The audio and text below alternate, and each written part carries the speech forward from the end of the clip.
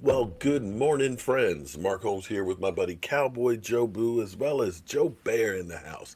And as always, I want to thank you guys for watching, commenting, subscribing, and being part of the Joe Boo Sports Report. Without you guys, this literally does not work. So let's get open for business. Let's wake up the football gods. Wake up, guys. Wake up. Here we go. It is Monday as we sit 90 days, 10 hours, 7 minutes, and 15 seconds away from kickoff of the 2019 season for the Dallas Cowboys against the LA Rams. I don't know about you, but that's less than 3 months. It's amazing that time is just slipping into the future, and hopefully sooner than later we will be back to some sports. You know, we got a little taste yesterday. NASCAR was going on, we had golf going on, and tonight, real important thing that's happening is the commissioners from all the major sports leagues, basketball, baseball, hockey, soccer, WNBA, and NFL are going to be together tonight between 9 and 11.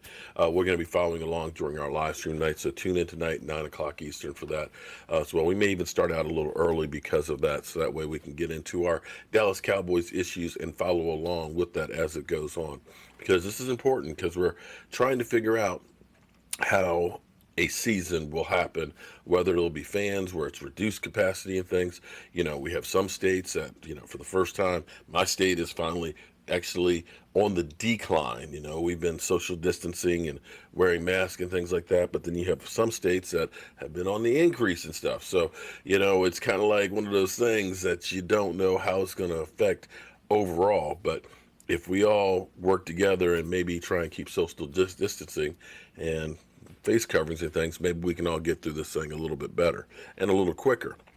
So as we sit here, we are exactly 1 month away from the deadline for the Cowboys and Dak Prescott to come to a contract long-term deal, or Dak Prescott having to play on the franchise tag.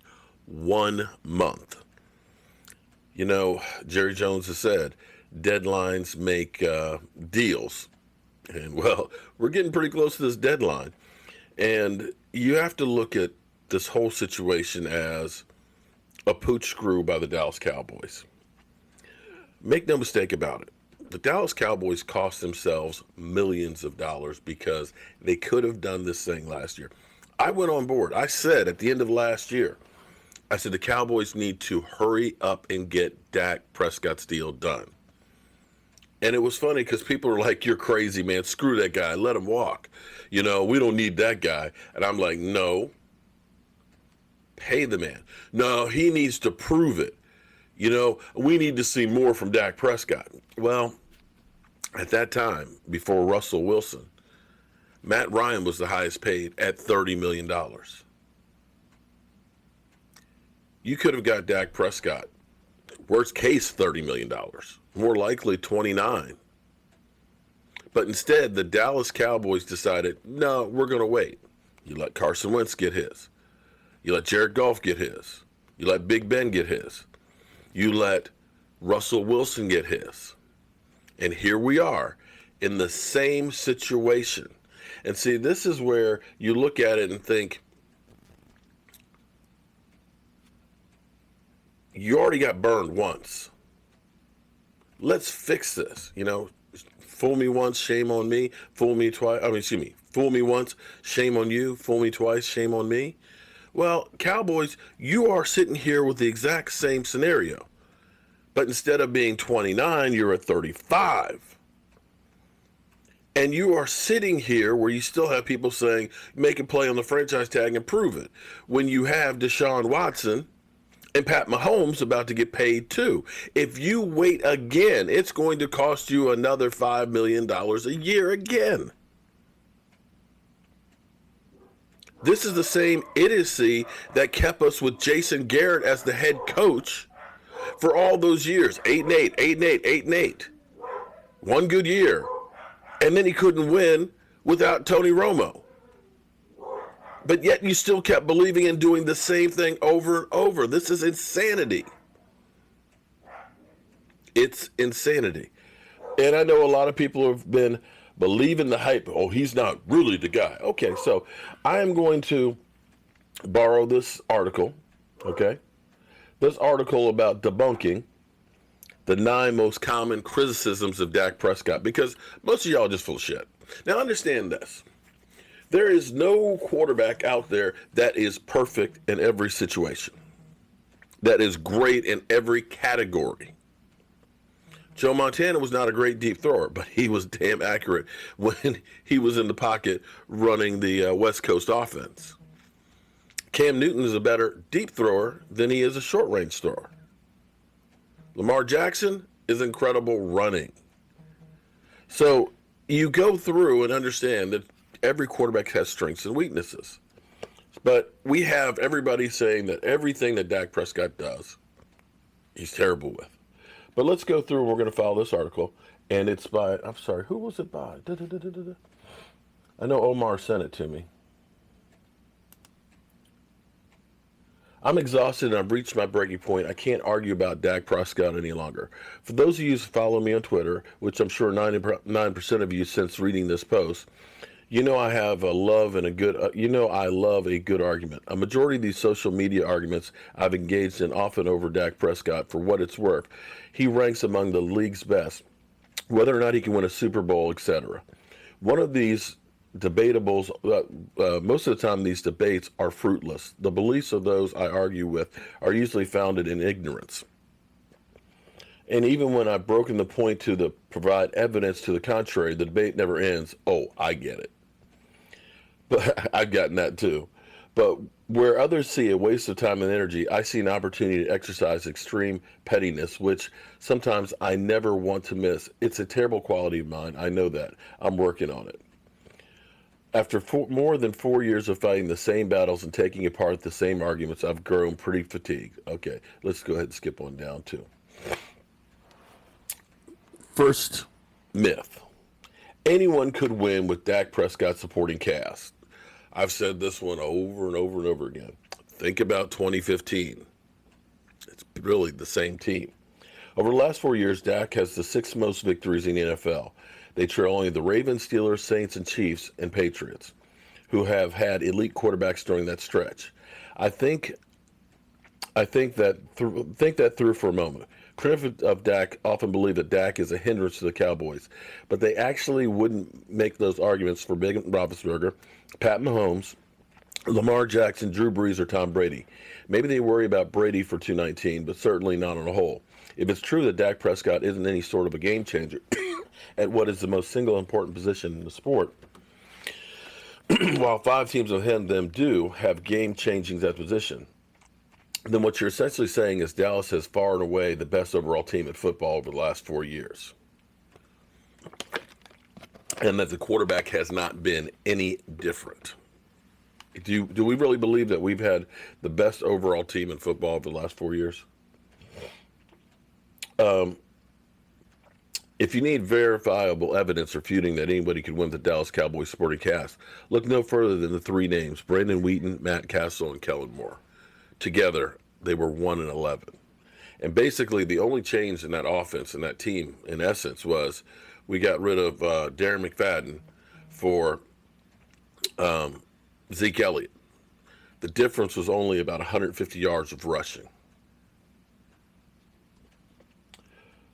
Point 2, Zeke Elliott carries Dak Prescott. You could look at this year and say there was games like, say, Minnesota, where Zeke Elliott had 42 yards and Dak Prescott had 397, 3 TDs, and they took the ball out of Dak Prescott's hands and handed it to Zeke Elliott, and we lost. There were critical times where we had 3rd downs that we needed a yard and Zeke Elliott's on the sideline. The idea that Zeke Elliott is the whole team, pump the brakes on a little bit. People love the argument for 2 reasons. Zeke Elliott has gaudy stacks for his first season, so it's easy to make a leap. They remember the disaster it was for Dallas' first few weeks without Zeke Elliott in 2017, which is true. We lost the first 3 games without Zeke, but we also didn't have Tyron Smith, and we had Claiborne go off. They gave up 8 sacks. Also, Sean Lee wasn't in there. So you could typically look and say 3 of the best players on the team were all out at the same time. Tyron Smith, Sean Lee. By the way, the defense went from giving up 83 yards on the ground per game to 180. That's major. And of course, Zeke Elliott. It's kind of rough. But since that time, the Cowboys without Zeke Elliott, 4-0. Just putting that out there. Let's see what the next one is. Dak Prescott disappears in the clutch. This is verifiable hogwash. It has been dating all the way back to his rookie seasons. Over the last 4 years, there have been 23 quarterbacks to attempt at least 300 passes in the second half of games where the score is within a one touchdown or in either direction. That's regular season and playoffs. Of those 23 quarterbacks, Dak Prescott is the 5th highest rated passer in the NFL. Say what? One score games, whether you're behind or ahead, 5th highest rating in the NFL. Even when you expand the minimum attempts to 100 and broaden the field to 47 quarterback, Dak Prescott still comes ranked in 7th in passer rating, ahead of guys like Deshaun Watson, Matt Ryan, Carson Wentz, Aaron Rodgers, and Jared Goff. Wow.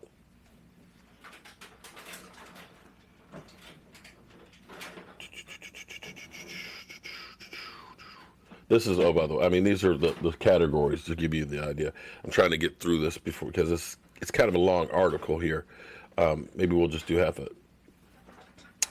Dak Prescott pads his stats in garbage time. This will probably be the last one I do, but this one is so crazy, because I even hear the stinking New York Giants say, he gets all his yards in garbage time. Oh my God, give me a break. I've debunked this on Twitter so many times before, so I really don't want to go over it again. But I did say it was all-encompassing rebuttal. I won't spend too much time here, but let's look at a couple of points. Dak Prescott had the 4th most passing yards in the NFL when the game was within 10 points in either direction. He was racked up with plenty obscure stats while the games were competitive. Dallas ranked 16th in the NFL in fourth quarter pass attempts while trailing by double digits. Russell Wilson, okay, so think about that. They're middle of the pack when they're behind by double digits. Russell Wilson, Jared Goff, and Matt Ryan are just a few of the quarterbacks who are throwing the ball more than Dak Prescott in garbage time. Whoa, wait a minute. Key here. Russell Wilson, Jared Goff, and Matt Ryan are just a few of the quarterbacks who were throwing the ball more than Dak Prescott in garbage time. Let's look at the biggest games of passing yards perspective. 4 really stand out, all of which were 390 yards passing. Minnesota, 397, I talked about. The Giants, 405. Detroit, 444. 444. And Green Bay, 463. Okay, so those are yards where people say, oh, those are garbage time yards. But let's go through for a second. The 4th most was against Minnesota when Dak threw for 397 yards. That game, which we mentioned, Dallas was in a position to win late. We had a kicker who missed a field goal. Had he made that field goal, all we would have needed was a field goal in the end to win it. So even though Jason Garrett called Zeke Elliott, who only had 42 yards in the game, when your quarterback was lighting up the scoreboard, we still could have won. The third, The third most prolific game was the opening week against the Giants, in which he passed for 405 yards. That game did get ugly, but Dak threw for 387 of those yards before it was giving up time for the Giants. Dak went 2 for 3 for 17 yards in the game's final 19 minutes. Say that again. Let's think about this now. Think about it. The last 19 minutes of the game, Dak threw 2 passes for 17 yards in the final 19 minutes. If you remember, the Dallas Cowboys had a tendency to start out slow in games. Dak's second highest performance was 444 yards on the road against Detroit. Dallas won that game by just 8 points, and Detroit wasn't playing garbage time at any point. 100% of Dak Prescott's performance was in competitive football. Mind you, the Lions did beat the Eagles in Philly. His most prolific game was against the Packers, in which he threw for 463 yards in a 10-point loss. This was the closest thing to garbage time that you can classify. As Green Bay was up 31-3, you could say that one was, with about 18 minutes left in the game. Even still, Green Bay didn't really equal garbage time when you look more closely. The Packers never went to a soft coverage, which allowed Prescott to clean up on the intermediate throws. And the game was back within the reach with just a minute left into the fourth. And at a glance, it could look like Prescott did a damage in garbage time against the Packers, but that's the lazy way. That's the lazy way to take without effort to research what he actually did. So as we look at this stuff, it's funny because all of these reasons people say, "Oh, it's garbage time." Take a little look. You're just scratching the surface and listening to the ESPNs and the Fox Sports ones and all these things instead of really actually looking at it. And you could go through and all of these things that you claim that Dak Prescott is or isn't. You can look at any quarterback. If you put him up underneath that same scrutiny, you're going to have the same effect. It's time to recognize the guy can play. Is he the best ever played? Hell no. Does he have things to improve on? Of course. But we're talking about a guy who's only played 4 years and to accomplish what he has already, 2 division titles. The amount of touchdowns that he's had, second most in the history of football when you take rushing and passing and combining them. 97 touchdown passes in 4 years, 21 rushing touchdowns. It's pretty good. And he took a team that had, before he got here, since 2010, had 1 winning season. We've had 3. I don't get the hate. I don't get the reason why people don't think he deserves to get paid.